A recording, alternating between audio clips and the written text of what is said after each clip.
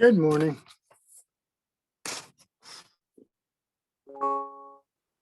Good morning. We'll wait until more people show up and then we'll begin around 11:30. Sure. How are you doing, Commissioner Kennedy? Doing all right. Commissioner Lamons will not be with us, so it's just me. Okay, thank you. Sure.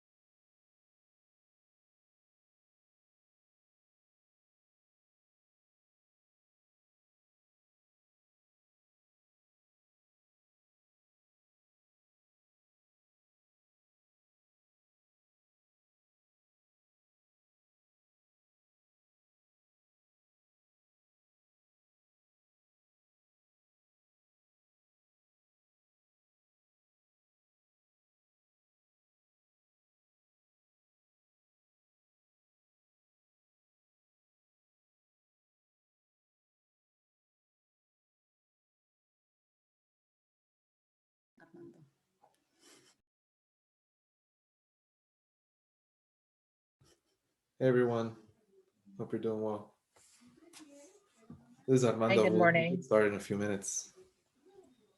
Hi, Good Armando. morning.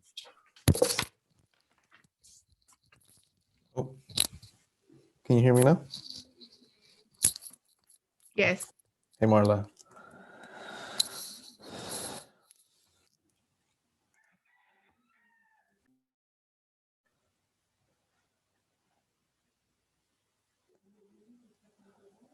Hey Ray, how you doing? Doing all right. Hope you are. Yeah, doing well. Oh, let me turn on my camera. There we go. Put on here.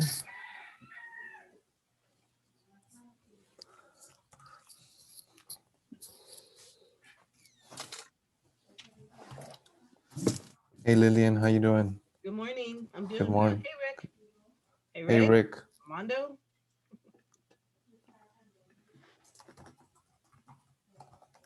Good morning, everyone.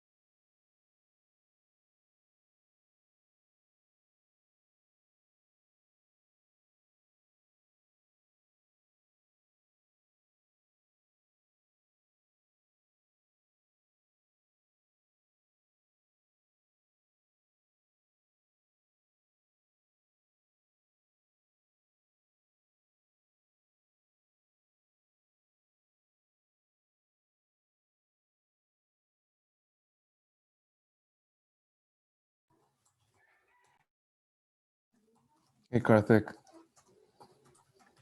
Good morning. So I guess to start, I hope everyone's doing well. This is Armando Carmona. We'll start in about a minute. But if folks want to just introduce themselves on the chat, name, media outlet, and then region or beats that you cover.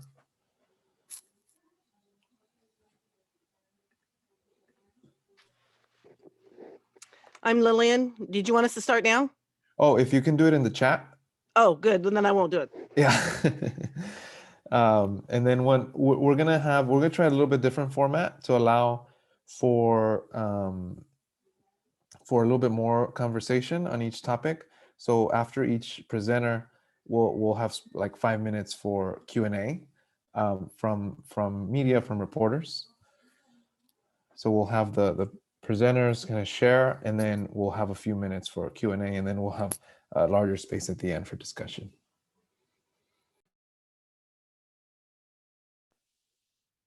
So with that, I'm just going to ask, hey, Paula, can you, if I share with you, because I'm on my iPad, actually, you know what, I can share it from my iPad.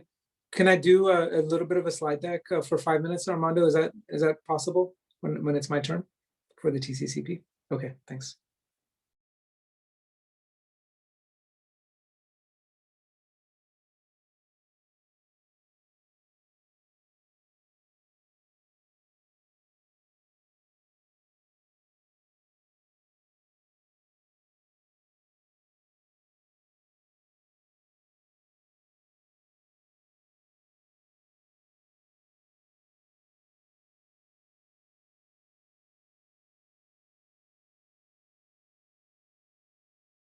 And did anyone not get the agenda? We're going to get started in about 30 seconds.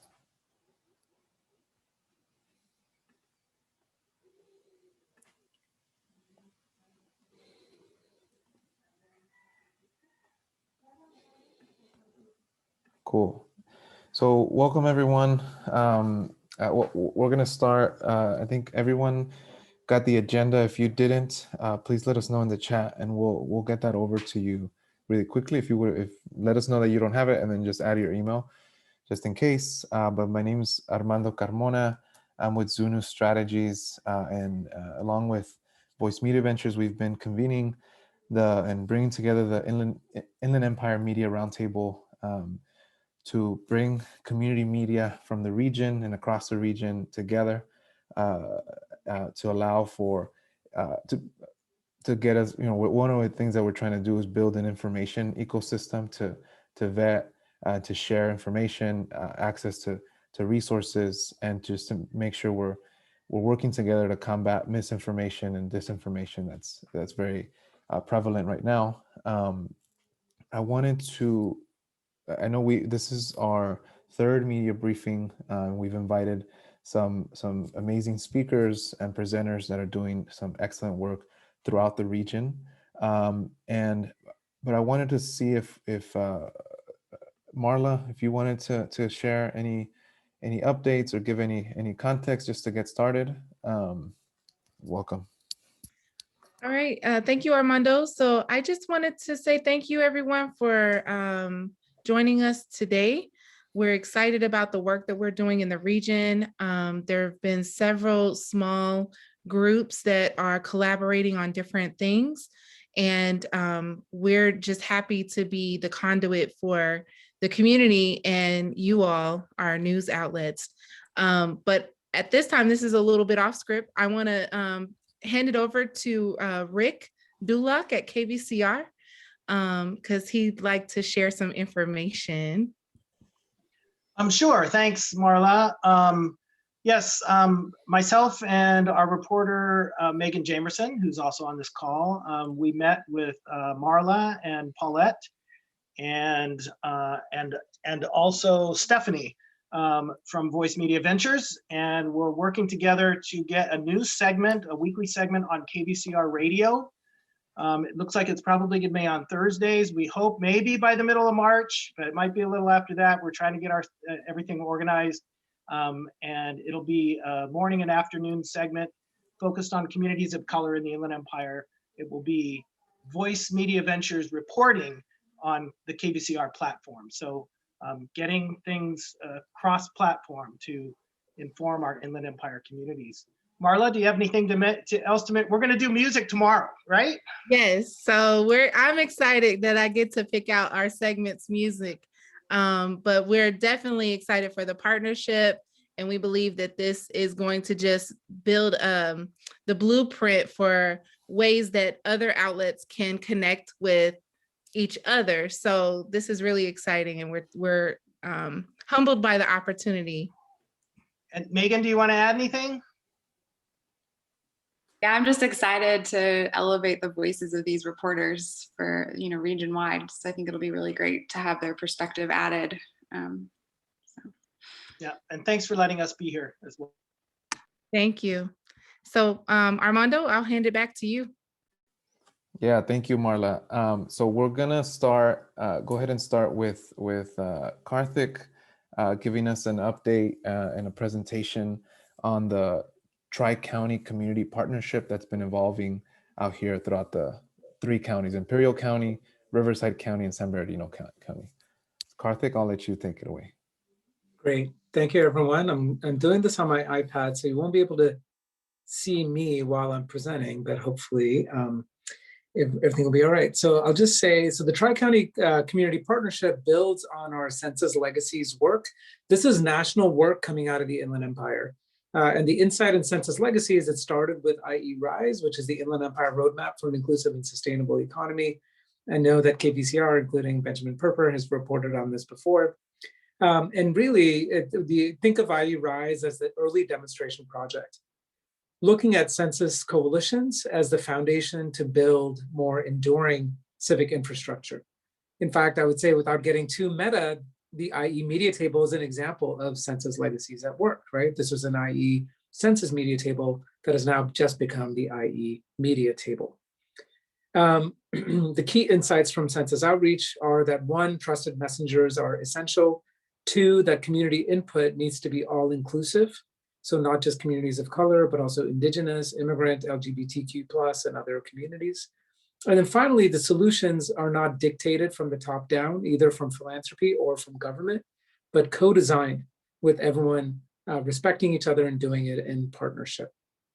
So the Tri-County Community Partnership really looked similar to the IE media table, looking at vaccine outreach as an important opportunity, but to make sure that it's not the only thing that it does, right? So the Tri-County Community Partnership started about a month and a half ago, and it started with the partnership of the county public health agencies, starting with Riverside County and their Vaccine Equity Task Force, and then expanding to include Imperial County as well as San Bernardino County.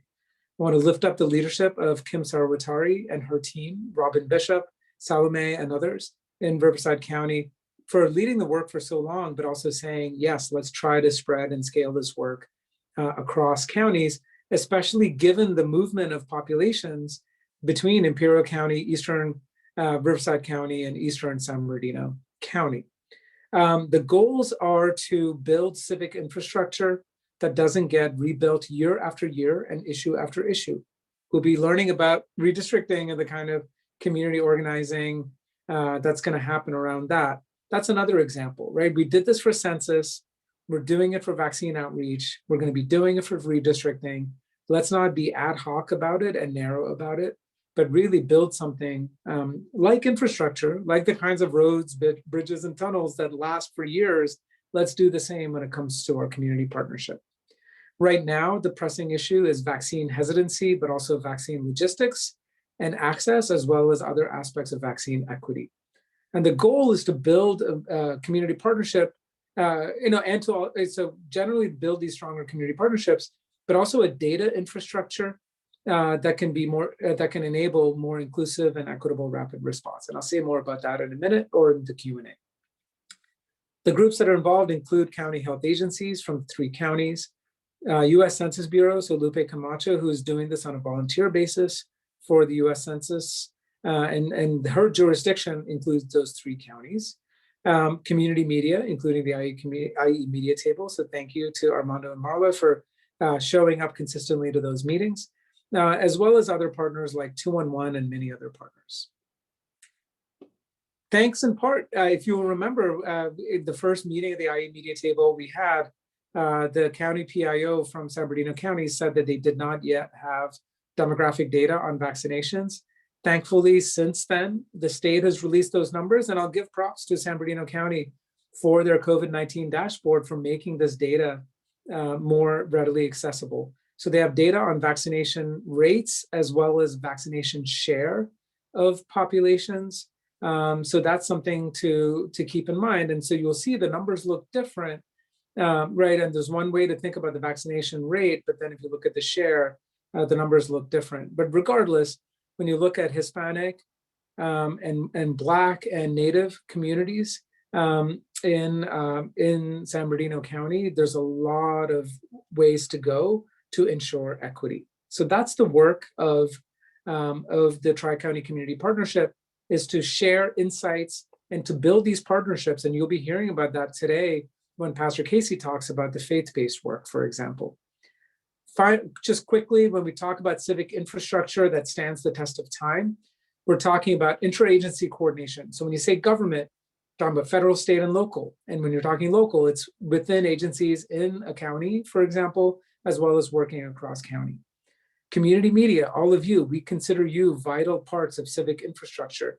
And we're trying to get this message out to Washington, D.C. when they're talking about the next infrastructure bill, to think of community media as an important part of that infrastructure. Faith-based organizations, nonprofits, including service providers and advocacy groups. We also think that large and small businesses have a role to play in terms of social impact. And then we can also think about educational institutions as well as other actors. Importantly, when we think about civic infrastructure, it's not just the component parts, but their connectivity, how that network is built, the kind of information sharing, relationship building, learning, and persuasion that exists. In terms of next steps, Armando and Marla are the liaisons to the TCCP. We meet every Thursdays at 4 p.m. We are also going to be making appropriations requests for a community data infrastructure, and I'm happy to talk more about that. We also have an Inland Empire Policy Summit. Anyone from the media are welcome to attend. It's going to be on March 31st from 8 to 11 a.m. We also have a Tri-County Interfaith Summit that Pastor Casey, Carla from our team, and others are putting together. And then finally, we have a national funder briefing where we will showcase the work of the TCCP with national funders. So I'm going to stop there and turn it back to you. Thank you, Karthik. And like I mentioned, we wanted to kind of switch the format a little bit and allow for Q&A after each of these presentations, just to allow for more fresh conversation. So wanted to open it up to any questions. If you have questions, if you can share them in the chat, or if you'd like to direct any questions yourself, just click the raise your hand button. But is there any questions, comments?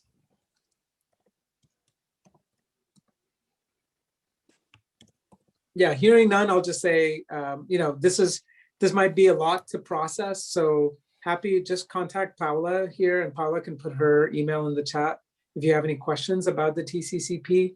And we're really, it's incredible. And in some ways, maybe you all are part of the work. It's when we talk to partners around the country, there's nothing as comprehensive as what's happening here, where we're seeing media tables getting built, interfaith tables getting built.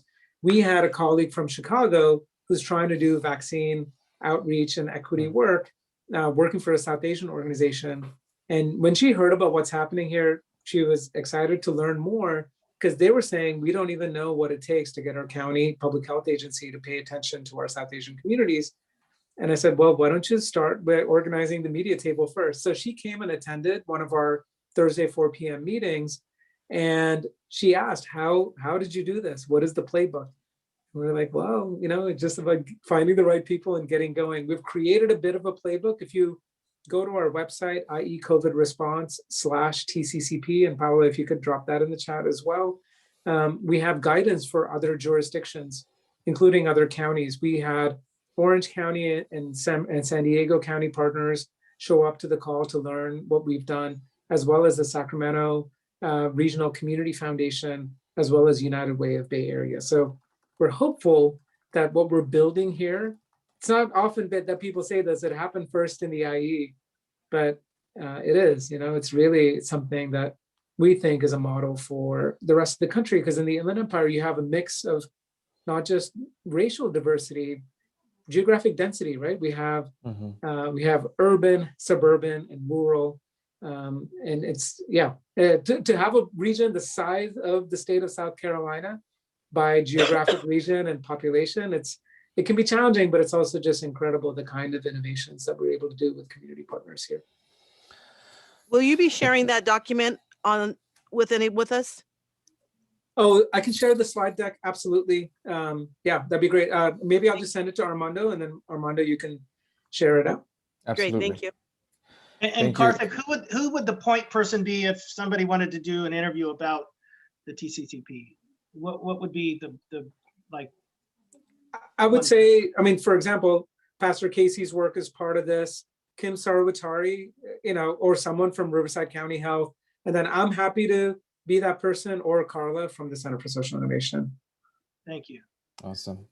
Thank you, Karthik. And now moving along to the next agenda item, I wanted to invite Marla to introduce Pastor Sam Casey. Thank you, Armando. So at this time, Pastor Samuel Casey from COPE will be going over the vaccine outreach that they're doing, as well as the event that's taking place this Friday at, I believe, Emmanuel Praise Fellowship in Rancho Cucamonga. So Pastor Casey, the floor is yours. Yes, thank you so much. Good to see each and every one of you, some for the second time today, and possibly the third later on, depending on what Zoom you're going to be on. We're excited about the opportunities that we've been able, and opportunities and partnerships we've been able to build. First of all, with Loma Linda University, we've held 2 vaccination pop-up mobile clinics with them. One on February the 6th at 16th Street, Seventh-day Adventist Church, targeting the African-American community and other communities of color. The second event was February the 19th in partnership with Loma Linda at the SAC Center.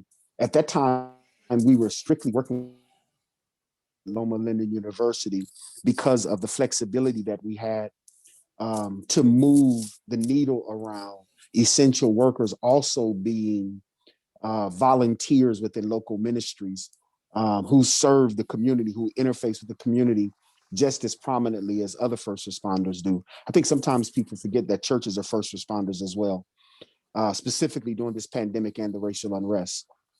This Friday, we're hosting a press conference.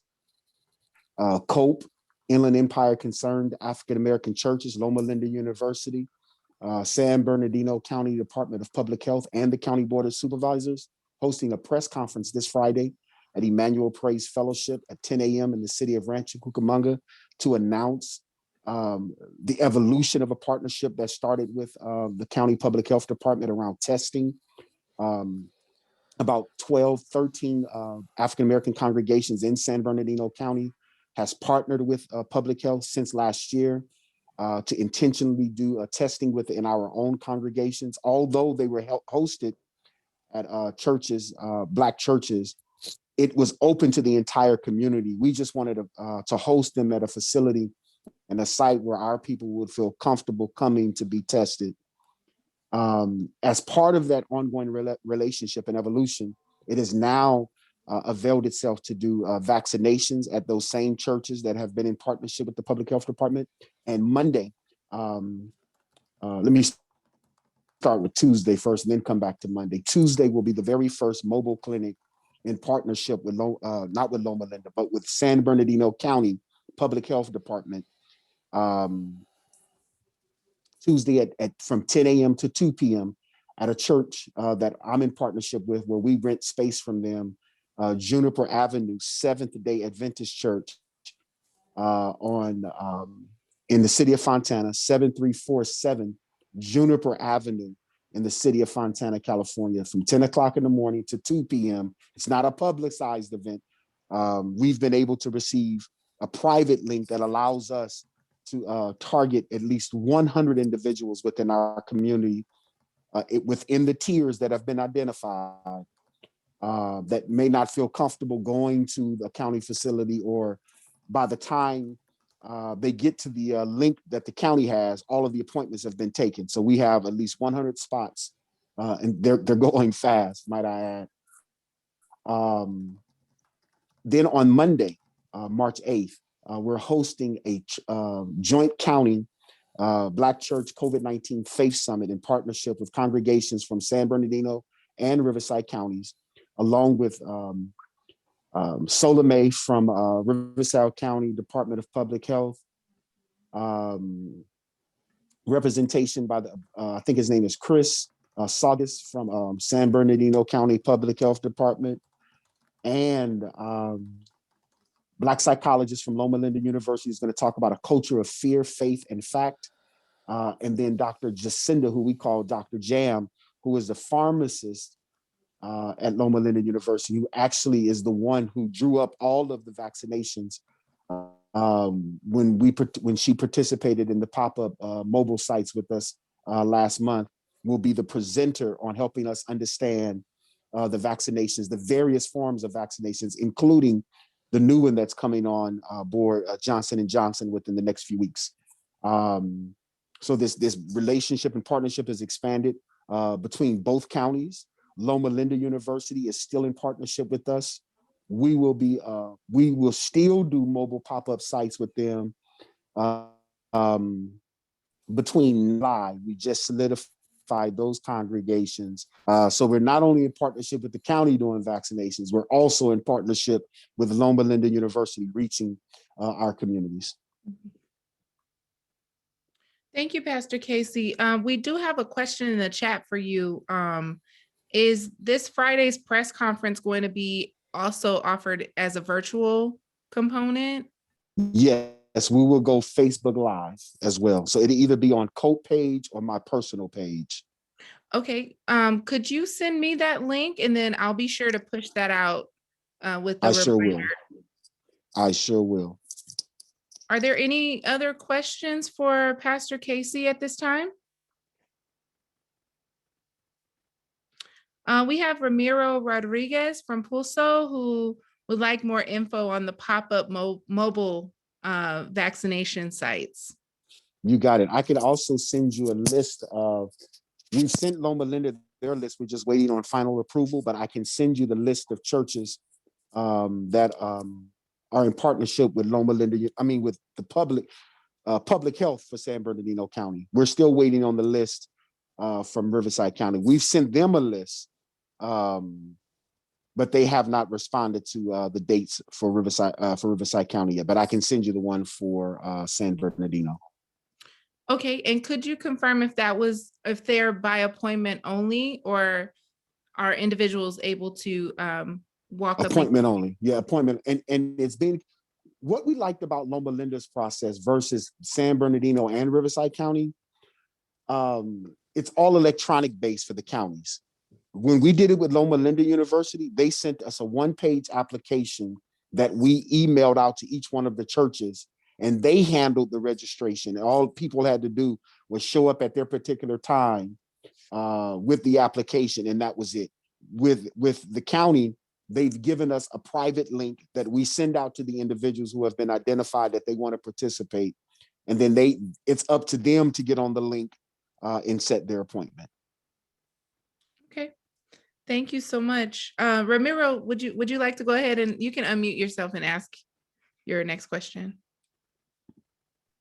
Pastor, for my understanding, I was under the belief that it's only by selective people that qualify under all the parameters to get a vaccine, but this pop-up mobile service and program that you have, it kind of throws me off a little bit. That there's all these procedures you have to go qualify to go get I'm working through the hospitals and all the medical centers, and I haven't really worked with churches. So you're saying you're doing a mobile pop-up. So what is the requirements for a person? Do they just show up and say, I want to be vaccinated, I'm 65, or I have diabetes or this underlying condition, and you take them in consideration there on the spot, or there's a procedure or process they have to go through before they actually show up to your mobile pop-up center? That was a question. Absolutely. So the link that will be emailed out to each one of the participants, they still have to set an appointment through that link. It is the identified tiers that has now been expanded to agriculture workers, and I believe grocery store individuals. But what we've pushed the county on, specifically San Bernardino and Riverside County, because they both have declared racism to be a public health crisis, we've pushed them to expand the tier around essential workers, because pastors and volunteers in churches and front office staff at local churches are essential workers. So it's been expanded to include them as well.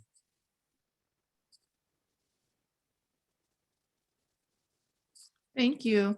Hope I answered your question. Mark Spellman, you had your hand up. Did you have a question? No, I thought my hand was up when he was talking, so I thought I was lowering it. I'm listening. Oh. Thank you. Okay, all right. Sounds And Appreciate let me add this. Although they're being hosted at African American congregations, all are welcome. We're just making sure it's targeted to a community and in a place that they would feel most familiar and comfortable with.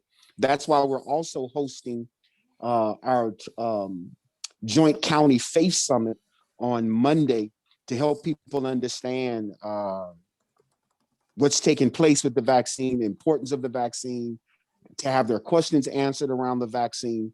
And what we've shown, proven that when we've hosted these pre-events prior to a vaccination taking place, people actually show up to fulfill their appointment.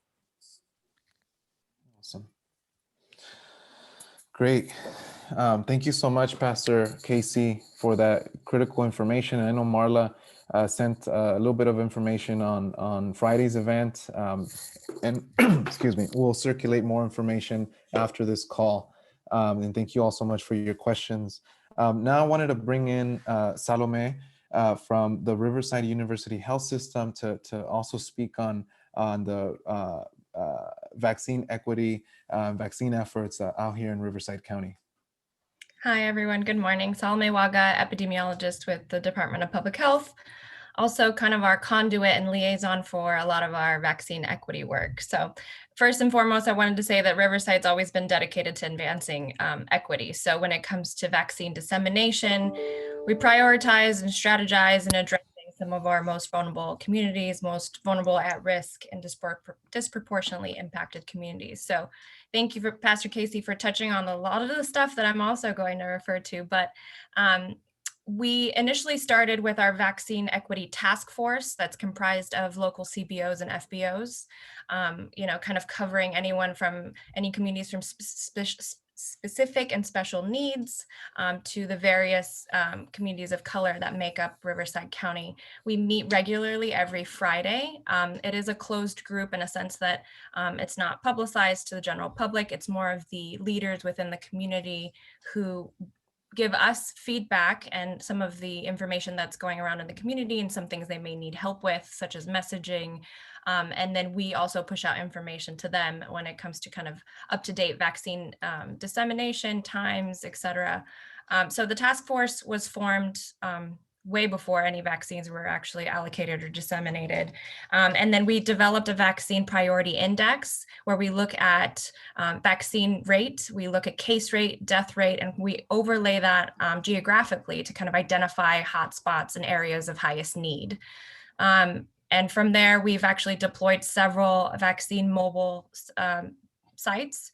We have about 5 mobile teams that go out and vaccinate throughout Riverside County. One team that's been specifically dedicated to Eastern Coachella Valley. That team has been running the longest. We realized early on that our farm working and ag working community was essential to Riverside County as they are our food chain and food supply.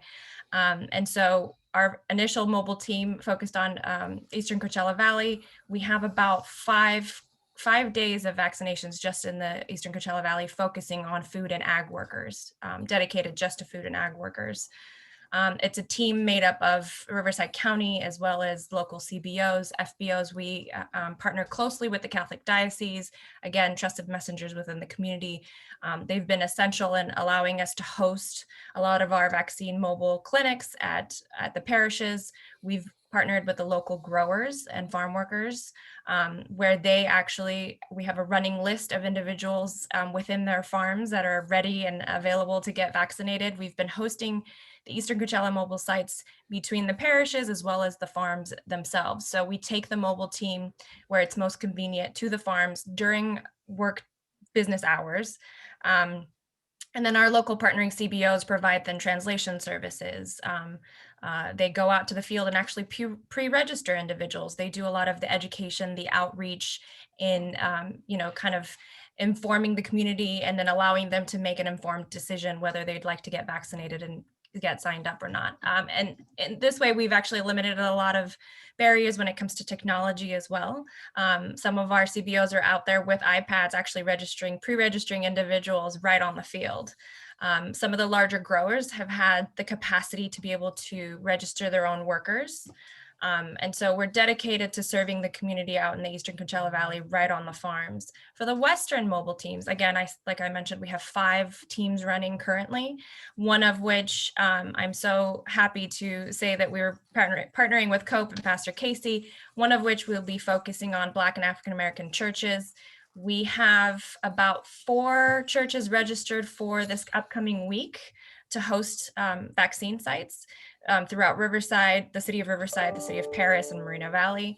We have 2 other teams that are dedicated to 65 plus and hard to reach communities. So going into some of the senior living, not the facilities, but the communities themselves, and those who may be bedbound, and reaching that population. And then we have another mobile team that also partners with not only our parishes, but they kind of pop up in community centers as well, focusing on all of the tiers that are open under the state. So all of our locations do cater to all of the tiers that everyone is eligible for, with heavily focused, some particularly within 65 plus and some particularly focused within the ag worker community. We've seen great success. We go back to the same farms, same locations, same parishes for second dose vaccines to ensure that individuals are not left out, so that they're not on their own trying to figure out where to get their second dose. And again, we have great help from our faith-based organizations, the Catholic Diocese, this new partnership with COPE, where we're in touch with the faith-based community, as again, they are the trusted messengers and would be able to provide a lot of that support. Some of our CBOs continue to reach out. We have sent several teams out to Blythe, as it is a very hard to reach location geographically. So our Eastern Coachella Valley team is actually in Blythe for the second week this week, administering some second doses from being out there a little over 3 weeks ago, and then a couple of days of first dose vaccinations. And again, we'll be going back to continue getting some of the ag workers and some of our unincorporated areas out in Blythe, and then back into the Eastern Coachella Valley as we continue vaccination efforts. I wanted to point out that we're just continuing to expand. We constantly are shifting and evaluating the data and where the hardest hit areas are in order to be able to serve the community. As of this week, some of our permanent sites have dismantled and become mobile sites, as we've seen that there's been a greater need in specific regions within the county. And so they're not, although they were serving a great purpose, they're going to be a lot more of service to the community if we were able to move them about. We continue to evaluate new locations as we anticipate the new tiers opening up. When it comes to our communities with specific unique needs, we've been working very closely with Tribal and hosting a couple of days where we go out to some of the tribal areas and we provide support there as well when it comes to vaccination. So kind of keeping a pulse and keeping our checks and balances intact with our vaccine equity task force, as again, they provide a lot of information to us, and then we kind of do a bilateral exchange of information and ideas as we continue with this vaccine campaign. So I'd be happy to answer any questions. Thank you, Salome. If there's any questions, I think we have one from Ramiro. Are you able to administer second dose at 100% rates, or have some people miss their second dose? Is there any numbers or data on that? So I can confidently say that so far with the involvement of our CBOs and FBOs, we've been able to reach all of the individuals who were administered their first dose. We actually do have the capacity to pull the data on our back end and share it with some of the CBOs that we have contracted with who have the capacity and the promotoras to perhaps reach out individually, whether it's via email, via phone call, to make sure that the individuals who received their first dose, if we're going back for a second dose clinic, they have been registered and taken care of. I have seen incidences where individuals have decided to get their second doses elsewhere at another county hosted site, and that's perfectly fine. But we do get confirmation that they're good to go. They've gotten their second dose and they no longer need to be served at that particular vaccine site. Great. And then how are homeless as well as sign language community being reached? So our Vaccine Equity Task Force actually does have an individual with that represents a larger organization in Riverside County that is hearing impaired. And so a lot of the feedback comes from her and her group when it comes to messaging and outreach. We have looked at one of their sites, or in the process of looking at one of their sites, to kind of see, again, for our unique needs populations, kind of see how it would cater best to the communities, whether it's hearing impaired, visually impaired. And we're continuously working on providing options, sign language interpreters, kind of information that's interpreted via sign language at the vaccine sites as well. So that's a work in progress, but we do receive the feedback and kind of interpret it very seriously in the sense of being able to reach as many people as possible. Awesome. Is there any other questions? Does that answer your question, Lillian? She talked about the special ed, deaf ed, but I was wondering about development disabilities and any special arrangements they have with those that might be on the autism spectrum, and any special requirements they're going to need in just going through the process. Absolutely. And we've had several conversations, and I continue to have weekly conversations. Again, they're part of our vaccine equity task force as well. And we've kind of played out a few scenarios, although the tier is not eligible as of yet. Initially, the information and the vaccines will be, from what I understand so far with the governor's orders, will be to go through their primary care providers. Primary healthcare providers will be vaccinating those with more specific developmental disabilities. But we have been out kind of on the hunt, locating areas where the community would feel more at ease. We do know that there's several barriers that when it comes to perhaps the autism community, we have worked through scenarios, and they've brought to our attention, perhaps, we do have an observation period of 15 minutes. Are the individuals going to be able to be comfortable being told to be seated and observed for 15 minutes? So there's a lot of scenarios in play that we have been in constant communication, and we are aware of, that we're working out. Yeah, just the long lines could set them off. Yes, absolutely. That was part of the discussion as well. And so we're happy to say that so far, with the decision to have the healthcare providers, as they are, best fit with the needs of the community, would be the best route. But the county sides are definitely starting to look at how they would modify it to be able to best serve the population as well.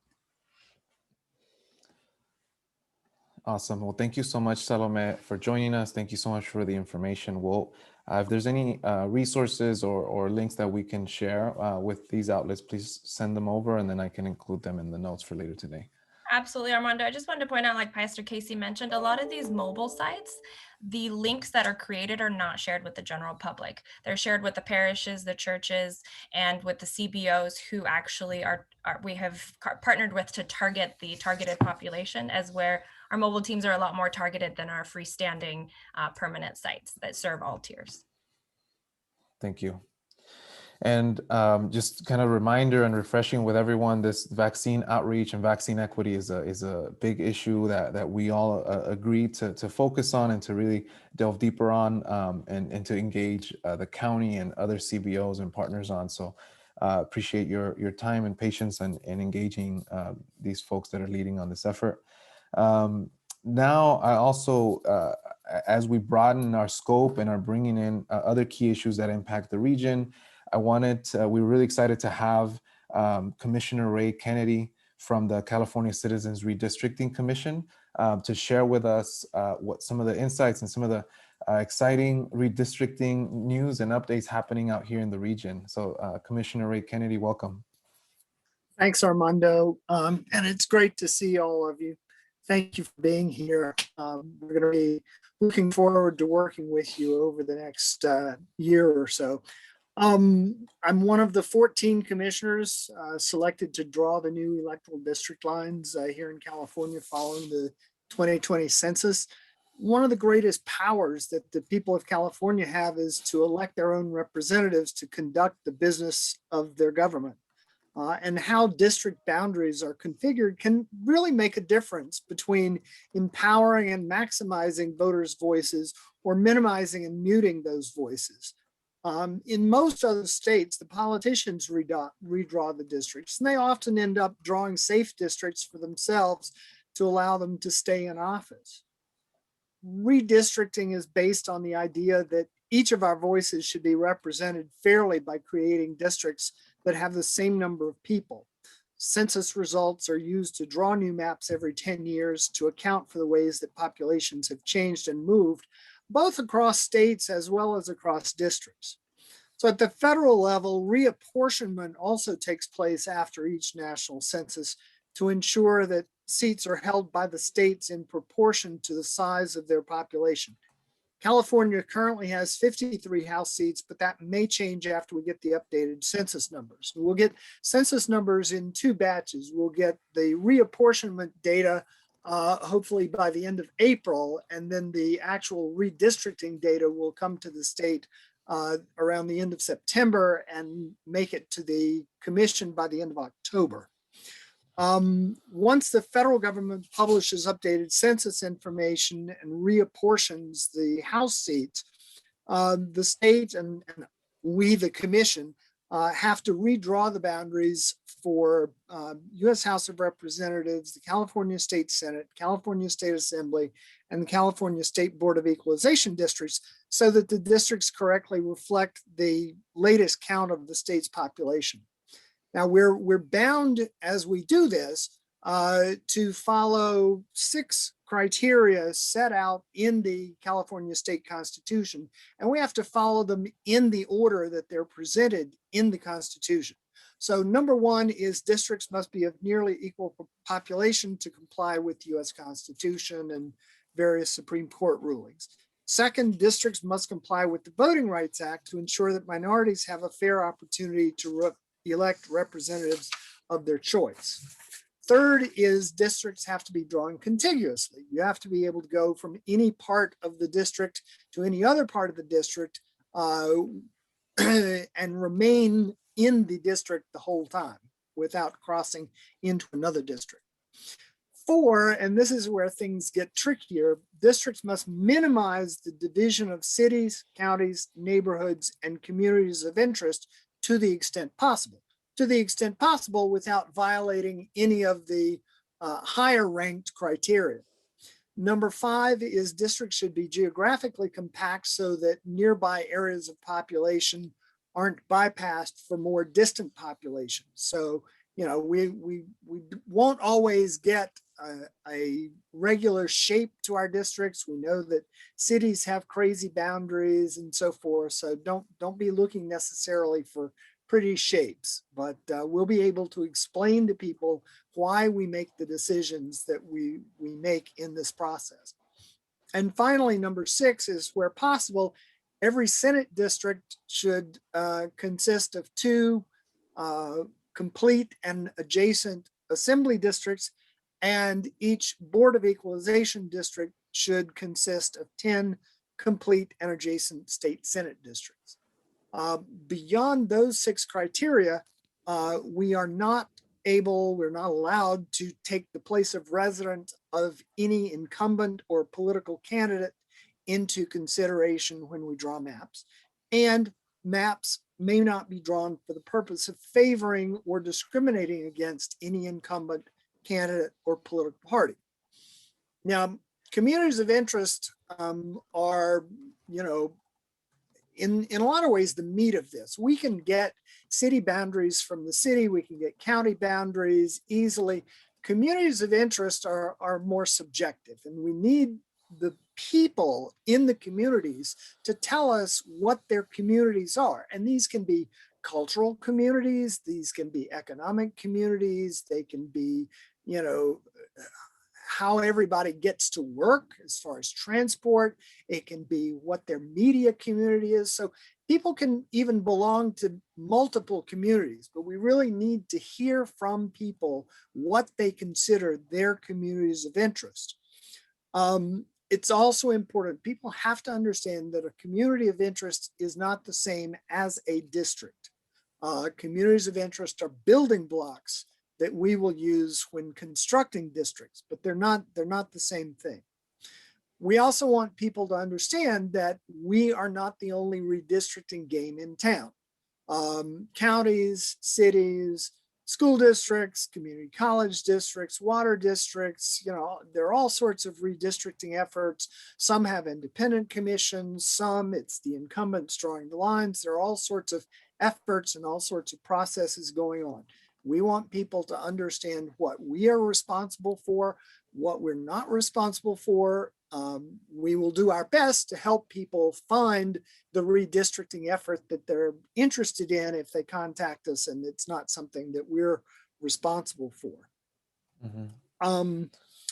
The 2010 commission was the first independent commission. We're the second. We're trying to leave a legacy for the 2030 commission. The 14 of us went through a rigorous application selection process that took over a year, starting with 20,000 applicants. We are diverse in geography, opinions, expertise. There are 7 from Northern California, 7 from Southern California, 8 women, 6 men. We range in age from our 30s to our 60s. There are NGO leaders, engineers, pastors, law enforcement officers. We're just very diverse. We'll be happy to set up a longer presentation for any group that is interested in the presentation. That's going to go through May or June, after which we'll have public sessions to gather direct information on communities of interest. The statewide database at UC Berkeley has developed an online tool that people will be able to use to provide information on their communities of interest. People also need to know, yes.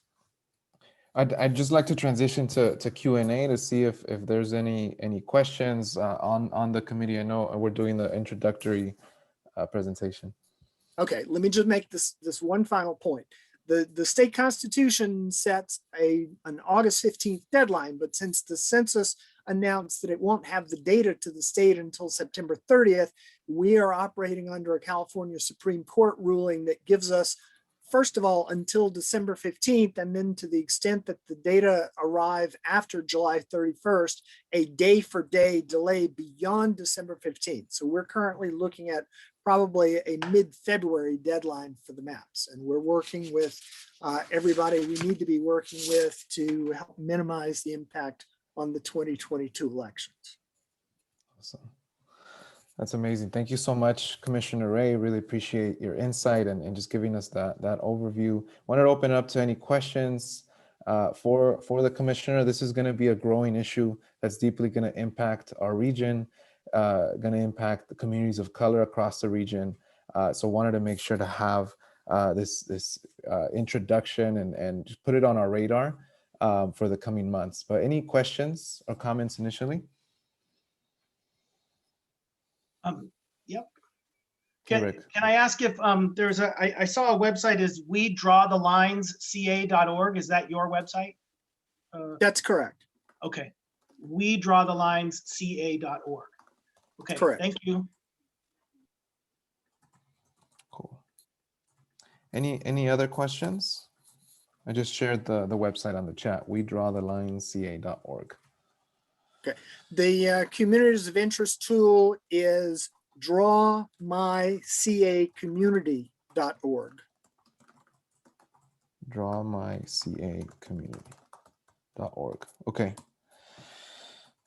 Okay, great. Well, thank you so much, Commissioner Ray. I'm sure we're gonna be in touch and we're gonna have you on again here as the Redistricting Commission is evolving and engaging these communities of interest. So we're really excited to be in touch and conversation with you all.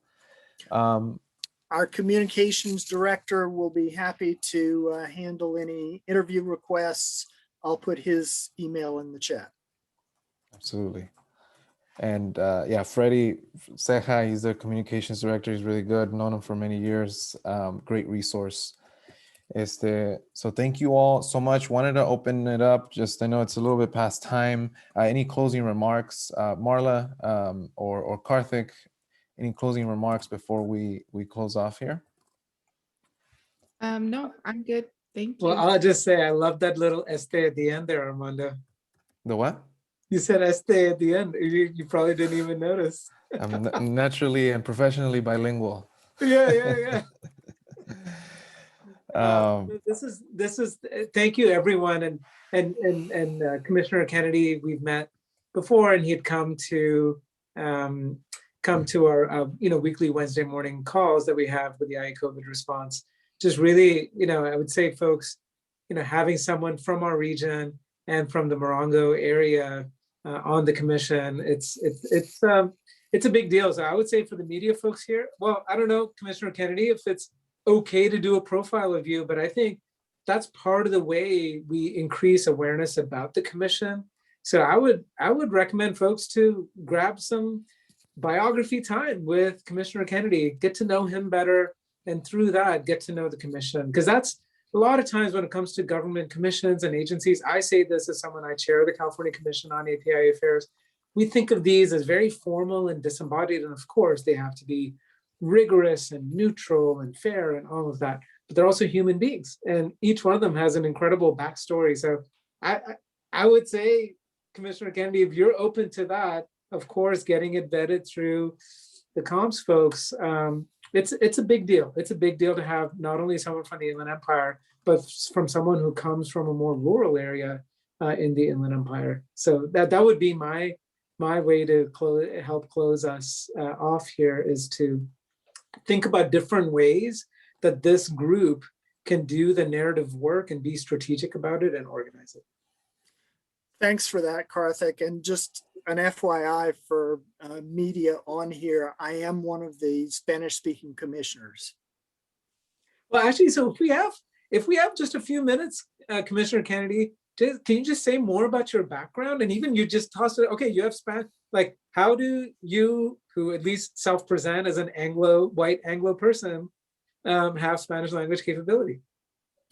I spent the last 20 years working with the United Nations as a senior electoral expert.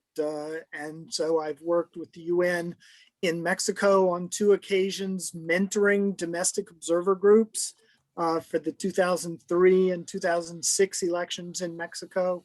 I was one of the election commissioners for the presidential elections in Afghanistan in 2004. I've worked with the UN on elections in East Timor, Liberia, Sudan, Jordan, Fiji, Papua New Guinea. So yeah, I've been a lot of places and done a lot of elections work, 20 years with the UN and 10 years with a Washington-based NGO before that. So okay, you guys know why you need to get him on the radio as many places as you can, right? I mean, I remember talking to Commissioner Kennedy, incredible backstory. So yeah, thank you so much. And I would encourage every media entity on here to follow up with Commissioner Kennedy to get that kind of biographical story, to increase interest, because you are such an incredible resource, Commissioner Kennedy, for our region. I'm just really proud that you represent our region on the commission. Thanks. Cool. Well, thanks, Karthik. And I'll share I'll share some more information via email. I'll talk to Freddie. We'll talk to Freddie about what other information we can share about yourself and the commission as well. So with that, thank you all for sticking with us. Thank you all for participating, and look forward to meeting again in 2 weeks for the follow-up media briefing. Any questions, comments, or other topics that we should engage, feel free to contact myself and Marla. Thank you all so much. Thank you, Armando. Thank you, Marla.